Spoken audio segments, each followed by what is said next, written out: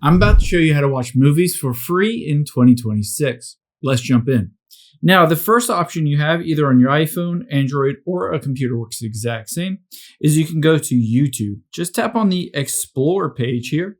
And a cool feature is movies and TV that you might not have known about. You can see free with ads. All you need to do is tap on that. And then you can go through and watch all of these various movies completely free. But there are two other ones that I want to show you as well. Now, one option you have is to go to a web browser on your device, and you can go to tubitv.com. Now, the nice thing is you don't necessarily need to log in, and you can watch a ton of awesome movies completely free.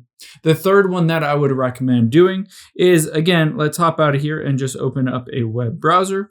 And on here, you can go to, Crackle is a great option, and it'll take you to justwatch.com. You can see what can I watch on Crackle, and you'll see lots of top movies and TV shows that you'll be able to watch completely free.